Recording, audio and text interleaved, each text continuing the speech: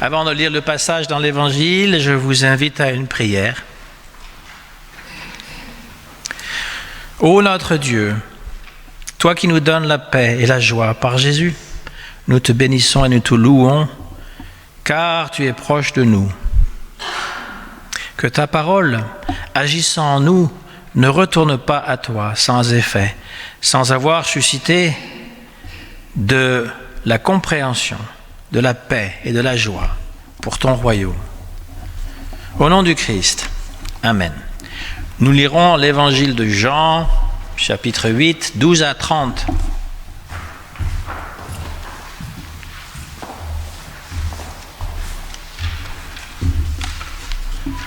Alors pour tous ceux qui ont des Bibles, nous lirons donc dans le Nouveau Testament, dans le livre de Jean, au chapitre 8, des versets 12 à 30. Jésus leur parla de nouveau et dit : « Je suis la lumière du monde. Celui qui me suit ne marchera pas dans les ténèbres, mais il aura la lumière de la vie. » Là-dessus, les pharisiens lui dirent : « Tu rends témoignage de toi-même. Ton témoignage n'est pas vrai. » Jésus leur répondit : « Quoique je rende témoignage de moi-même, mon témoignage est vrai, car je sais d'où je suis venu et où je vais. Mais vous ne savez d'où je viens ni où je vais. Vous jugez selon la chair, moi, je ne juge personne. Et si je juge, mon jugement est vrai, car je ne suis pas seul. Mais le Père qui m'a envoyé est avec moi. Il est écrit dans votre loi que le témoignage de deux hommes est vrai. Je rends témoignage de moi-même, et le Père qui m'a envoyé rend témoignage de moi. » Ils lui dirent donc : « Où est ton Père ?» Jésus répondit : « Où est ton Père ?» Jésus répondit : « Vous ne connaissez ni moi, ni mon Père. Si vous me connaissiez, vous connaîtriez aussi mon Père. » Jésus dit ces paroles, enseignant dans le temple, au lieu où était le trésor, et personne ne le saisit, parce que son heure n'était pas encore venue. Jésus leur dit encore : « Je m'en vais, et vous me chercherez, et vous mourrez dans votre péché. Vous ne pouvez venir où je vais. » Sur quoi les Juifs dirent : « Se tuera-t-il lui-même puisqu'il dit : Vous ne pouvez venir où je vais ? » Et il leur dit : « Vous êtes d'en bas, moi, je suis d'en haut. Vous êtes de ce monde, moi, je ne suis pas de ce monde. C'est pourquoi je vous ai dit que vous mourrez dans vos péchés.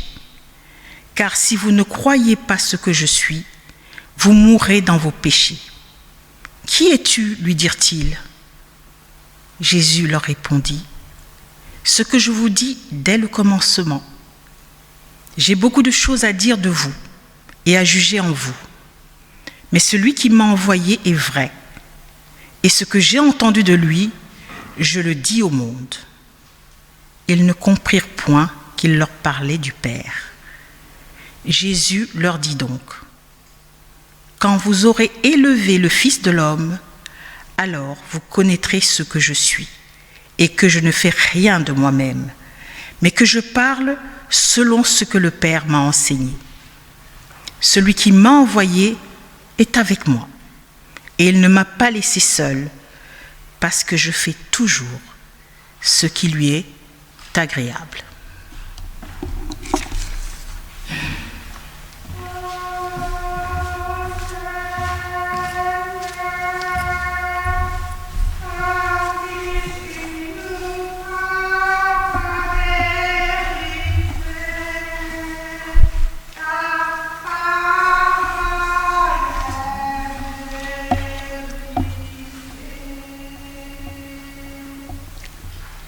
Ô sanctifie-nous par ta vérité. Ta parole vérité.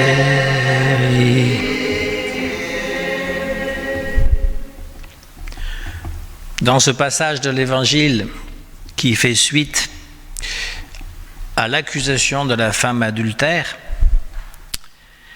eh bien, voici une énième confrontation avec les religieux de son époque. Et comme c'est typique dans l'évangile de Jean, il y a toujours deux niveaux de compréhension. C'est même parfois même grossier. Il y a toujours cette incompréhension, que ce soit avec Nicodème qui pense qu'il faut renaître à nouveau dans le ventre d'une femme pour comprendre Jésus, ou que ce soit la Samaritaine qui comprend l'eau que l'on boit. Et ici, donc, les malentendus, parce que c'est vraiment des malentendus, eh bien, portent sur le témoignage que l'on peut faire de soi-même. Le Père, parce que les interlocuteurs, quand Jésus dit que le Père m'a envoyé, eux, ils pensent le Père physique. Ils pensent, c'est Joseph, donc qui es-tu, etc. Et la même chose sur la mort. Il fait allusion à sa mort, mais eux pensent qu'il va se suicider. Parce que c'est ce niveau-là auquel ils sont, le niveau du monde, et le niveau aussi de l'instruction que Jésus veut parler. Ici, l'évangile de Jean est un évangile très spirituel et où il y a beaucoup de symbolisme. Et donc, lumière, je suis la lumière du monde, en dépit de chanter ce chant tous les dimanches, lumière du monde qui vient éclairer l'obscurité, c'est aussi un thème important dans l'évangile de Jean. Dès le prologue, c'est-à-dire dès les premières pages, la lumière est venue dans ce monde et l'obscurité ne l'a pas reconnue. Et donc, il y a cette opposition entre la lumière et les ténèbres. Et lorsque Jésus dit « Je suis la lumière du monde, celui qui me suit ne marchera pas dans l'obscurité, mais aura la lumière de la vie », il faut comprendre que cette lumière, elle est aussi synonyme de vie. Celui qui n'a pas cette lumière en lui n'est pas réellement vivant. Donc l'opposition lumière-ténèbres, lumière-vie, et le concept du monde dans l'évangile de Jean, qu'est-ce que ça veut dire ? Très souvent dans l'évangile de Jean, le monde est sous l'emprise de l'obscurité, de la ténèbre, et c'est Jésus qui va donner cette lumière que déteste l'obscurité. Il dit à ses disciples, vous n'êtes pas encore détestés, mais moi le monde me déteste, me haït, parce que cette confrontation entre la lumière et les ténèbres. Au chapitre 7, le chapitre précédent d'ailleurs, quand Jésus vient, eh bien on parle de la fête des tentes. C'est une fête importante chez les Juifs, ça s'appelle Sukkot. Pendant une semaine, juste un peu, peut-être peu de temps après le grand pardon, le Yom Kippour, il y a la fête de Sukkot. Et donc les Juifs construisent des cabanes dans leur jardin ou sur leur patio, là où ils peuvent, ou une tente. Et c'est un souvenir du temps où leurs ancêtres étaient dans le désert, et donc la précarité de cette vie qu'il faut en fait plier la tente et déménager. C'est une fête qui est appréciée par les enfants parce qu'on construit une cabane, etc. Mais en même temps, on fait usage de la lumière, on met des candélabres un peu partout dans les cours, et donc c'est une fête de l'illumination, de la lumière, tout comme on le voit dans beaucoup d'autres religions.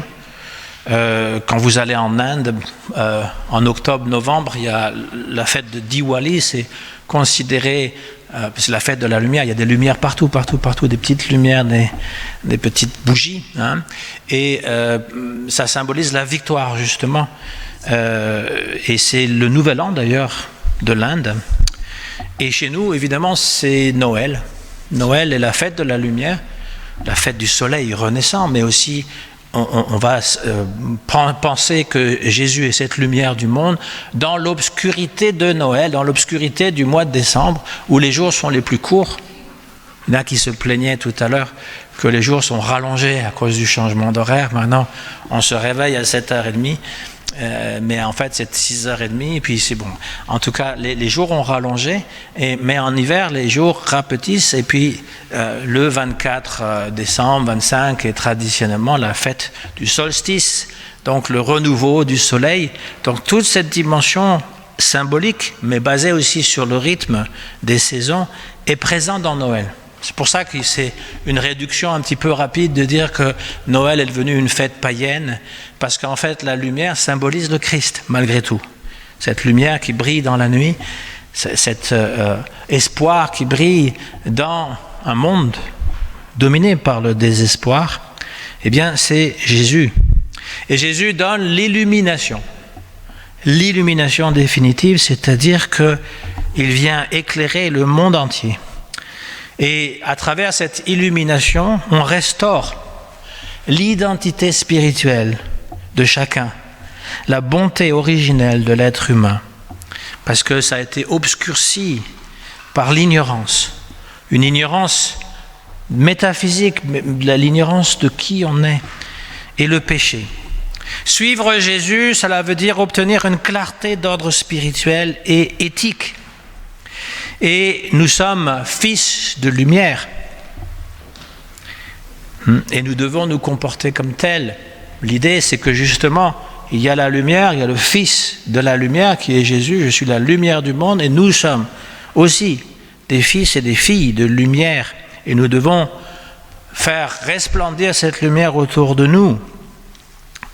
La joie, c'est une lumière. La joie est une lumière, c'est la connaissance de notre identité spirituelle qui doit rayonner de telle sorte que ceux qui sont enténébrés puissent être éclairés à leur tour. Et nous devons agir aussi d'une manière que nous reflétons cette lumière. Donc il y a la façon d'être, la façon de faire aussi, qui ne se limite pas simplement aux us et coutumes de ce monde ou de suivre la loi. On pense qu'on est quelqu'un d'honnête quand on ne fait pas de crime. Mais devant Dieu, cette lumière, elle est plus que ça. On n'a pas besoin aussi de contraindre. On parle souvent d'amour. Le problème de ce mot, c'est qu'il est tellement galvaudé, qu'on l'entend tellement souvent, qu'il finit par ne plus rien dire. Or, le mot amour, on pourrait le traduire par appréciation. Appréciation de la vie que nous avons reçue.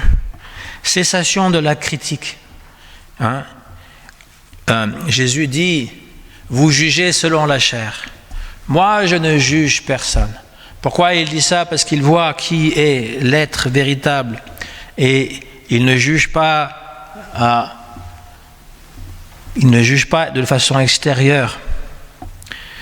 La parabole du fils prodigue, en fait, est une parabole qui pourrait nous rappeler aussi nos origines. Parce qu'on a l'impression que c'est une histoire qui parle de quelqu'un qui a dilapidé ses biens et que le père l'accueille à nouveau chez lui. Ou encore, on a une interprétation qui fait du fils prodigue tous les païens qui ont été convertis au christianisme et le fils aîné, le juif qui est resté fidèle mais qui n'apprécie pas que le plus jeune puisse... Alors ça, c'est une interprétation que le texte en fait ne nous parle pas vraiment de ça. Il y a aussi l'interprétation plus psychologique, plus spirituelle, qui veut que nous sommes, chacun d'entre nous, le fils prodigue, parce que nous sommes en exil. L'exil, c'est 40 ans dans le désert. Mais l'exil, c'est aussi ce monde matériel qui révèle sa vraie nature lorsqu'il fait noir, lorsque la lune ou le soleil n'éclaire plus la terre.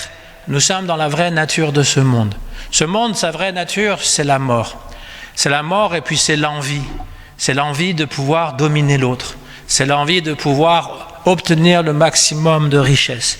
C'est la vraie nature de ce monde. Et ce n'est pas pour rien que l'évangile de Jean, ou encore les lettres de Paul, disent que le prince de ce monde, avec un P majuscule, c'est le diable, celui qui divise, celui qui aime semer la zizanie un peu partout. Parce que c'est la nature réelle de ce monde. Non pas que le monde est un monde de perdition et un monde qu'il faut absolument rejeter, mais nous nous méprenons.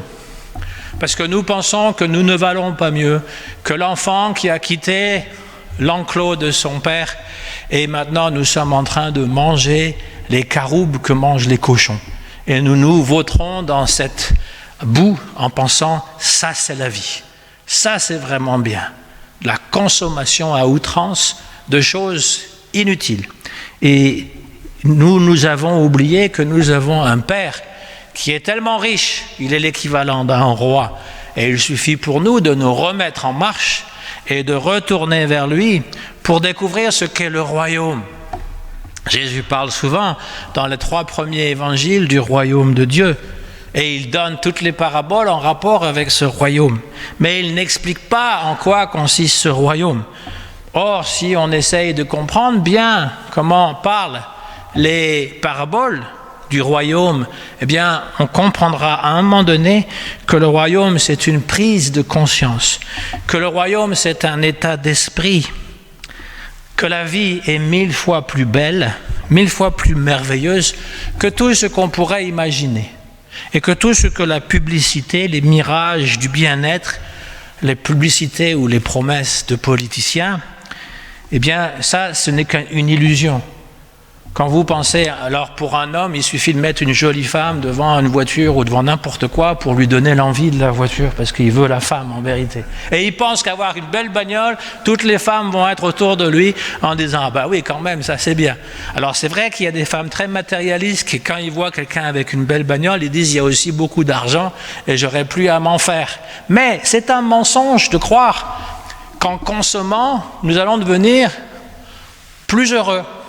N'est-ce pas? Et les mirages des politiciens qui vous disent « on vous donnera tout ce que vous voulez », vous savez très bien que la seule chose qu'ils veulent, c'est être élus. Il ne faut quand même pas s'illusionner, qu'ils soient à droite, à gauche, au milieu, je ne sais plus trop quoi. De toute façon, ça ne change rien, c'est toujours le même régime, hein, c'est toujours la même chose depuis 50 ans et plus. Mais la réalité, elle est spirituelle. Encore une fois, la spiritualité, ce n'est pas quelque chose que je fais parmi tant d'autres.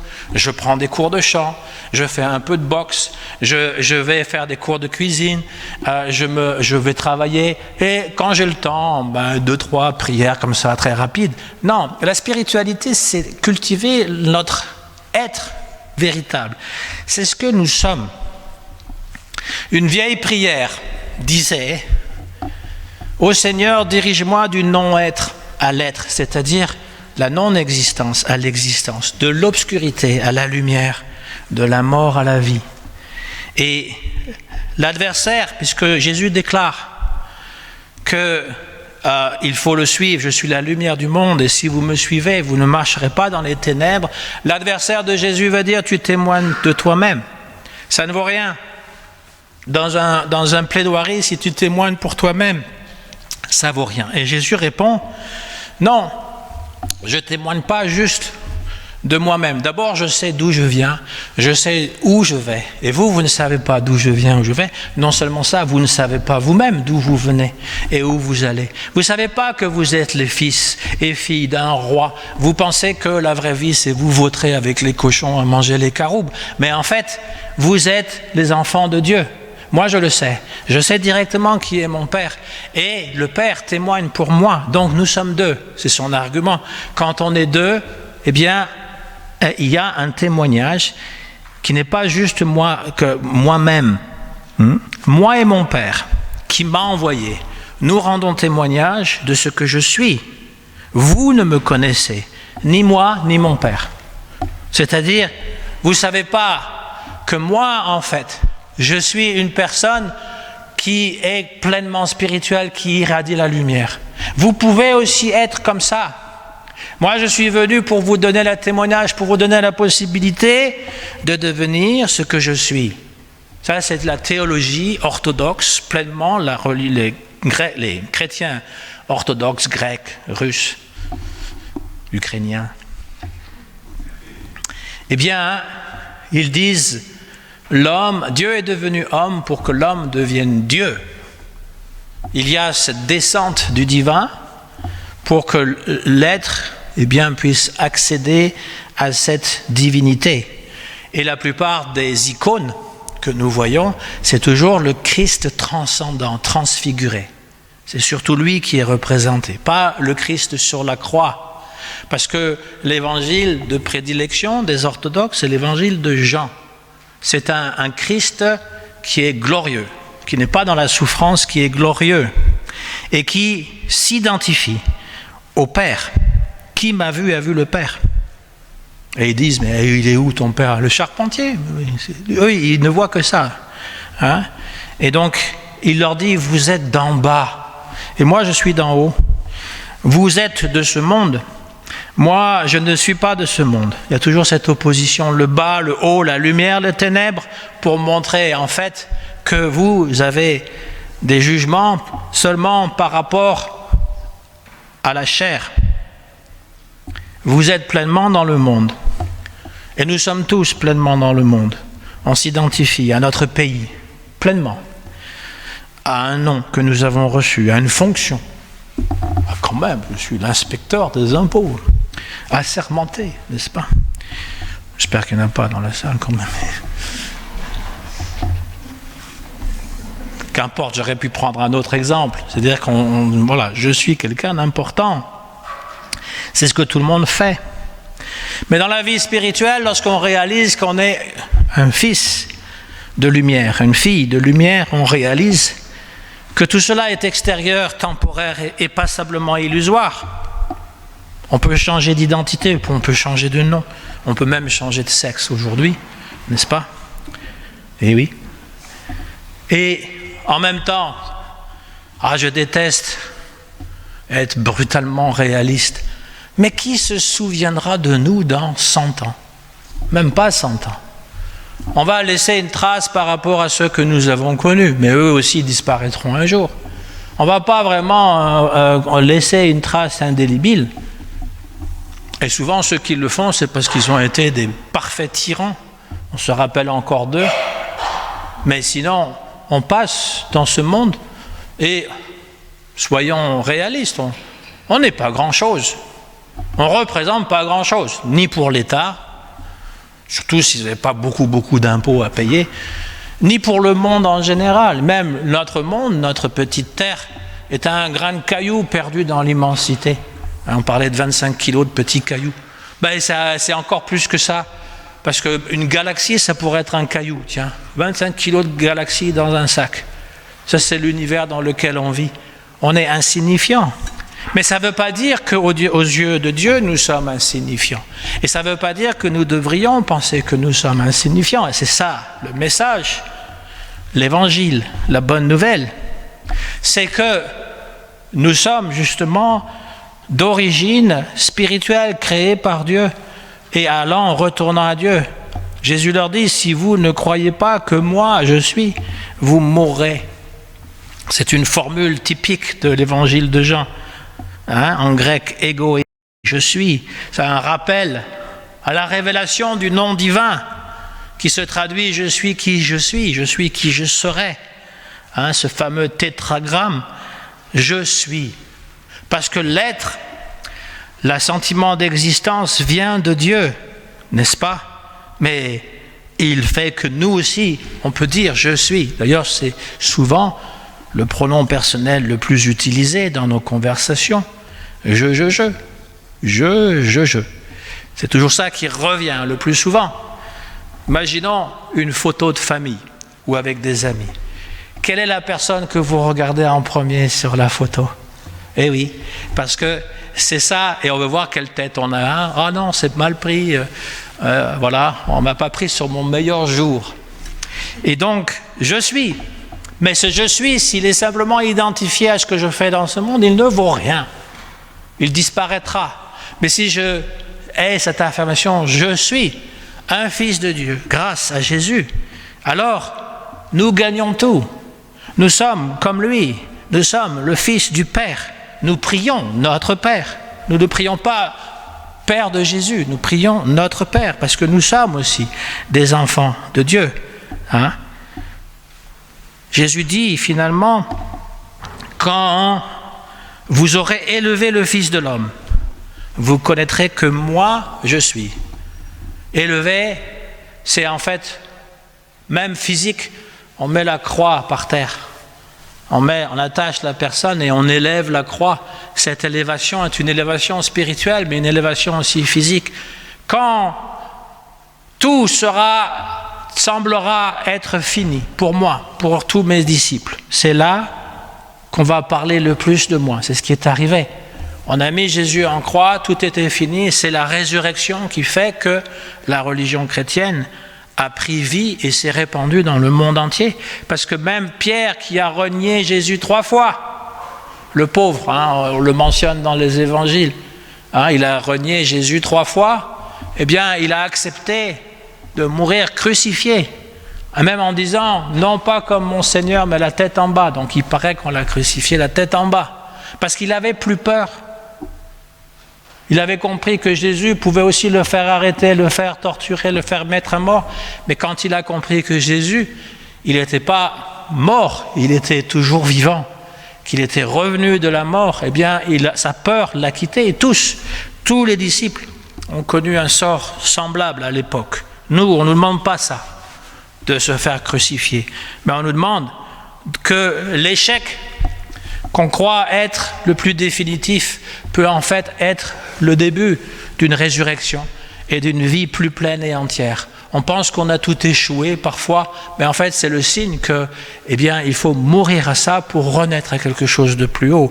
Jésus parle ainsi. Et le texte nous dit, beaucoup de gens se mirent à croire à lui. Ils ont entendu ce qu'il a à dire, ils ont compris et ils se mettent à le suivre aussi. Au nom du Christ. Amen.